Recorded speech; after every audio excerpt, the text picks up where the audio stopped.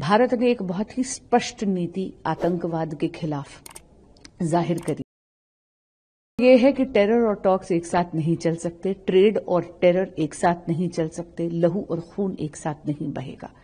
लेकिन क्योंकि भारत हमेशा वसुधैव कुटुंबकम यानी पूरे की पूरे विश्व को एक फैमिली मानता है, एक परिवार मानता है और विश्व मित्र की भूमिका निभाता है, इसीलिए ये पहचाना गया कि टेररिज्म एक रीजनल प्रॉब्लम नहीं है, ये एक ग्लोबल प्रॉब्लम है। और भारत की ये बहुत स्पष्ट नीति का ही मैसेज लेकर, ये संदेश लेकर 7 डेलीगेशंस अलग अलग दिशाओं में निकले हैं। हमारा डेलीगेशन ग्रुप नंबर 4 था, जो माननीय श्रीकांत एकनाथ शिंदे जी के कुशल नेतृत्व में 4 देशों के दौरे पर आया था। लेकिन ये टूर नहीं था, ये उद्घोष था भारत के सुदृढ़ संकल्प का।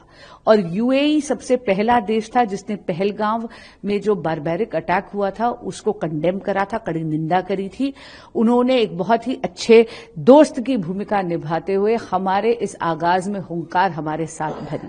उसके बाद हम लोग वेस्ट अफ्रीका आए, जहां पर सिएरा लियोन और डीआर कांगो आज ही चुनाव में खड़े हो रहे हैं यूएनएससी के नॉन परमानेंट मेंबर बनने के लिए। कल 3 जून तक मुझे पूरा विश्वास है कि ये दोनों देश नॉन परमानेंट मेंबर यूएनएससी के बन जाएंगे। सिएरा लियोन अभी नॉन परमानेंट मेंबर यूएनएससी का है, यानी ये तीनों देश जो वेस्ट अफ्रीका के हैं, ये न केवल भारत के पुराने मित्र हैं, हमारे बहुत अच्छे बायलैटरल रिलेशनशिप है इन तीनों देशों के साथ, बल्कि ये बहुत ही महत्वपूर्ण भूमिका निभा रहे हैं वैश्विक पटल पर। और हम यहां पर इनकी यही प्रभाव की शक्ति का आवाहन करने के लिए आए थे। मुझे बहुत खुशी है ये कहते हुए कि हमारा डिप्लोमैटिक मिशन बहुत ही सक्सेसफुल रहा है, सफल रहा है।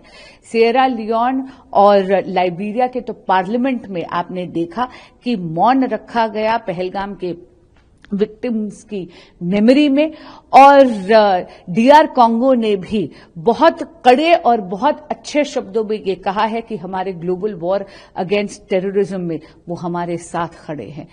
मुझे बहुत ही खुशी है ये कहते हुए कि 140 करोड़ भारतीयों का जो संकल्प है आतंकवाद के खिलाफ, उसका आगाज, उसका उद्घोष अब पूरे विश्व में हो रहा है।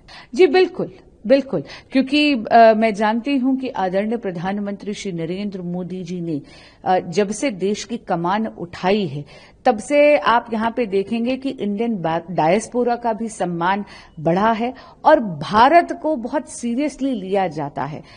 इसी दौरान आपने ये भी देखा, हमारे दौरे में एक बहुत बड़ी खुशखबरी हमें मिली कि भारत चौथी सबसे बड़ी अर्थव्यवस्था बन गया है विश्व में। 4th लार्जेस्ट इकोनॉमी होने का एक अपने आप में बहुत महत्व होता है।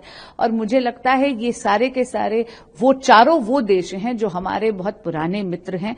ये वो देश हैं जिनका साथ हमने कोविड में भी निभाया था। और क्योंकि अब हम वैश्विक पटल में 4th लार्जेस्ट इकोनॉमी बन गए हैं और जो डिप्लोमेसी 1 दशक से मोदी एडमिनिस्ट्रेशन ने करी है, उससे मुझे लग रहा था कि हमें बहुत ही ज्यादा अच्छा रिस्पांस मिलेगा। लेकिन हाँ, आपके माध्यम से यहाँ के इंडियन डायस्पोरा का धन्यवाद जरूर करना चाहूंगी।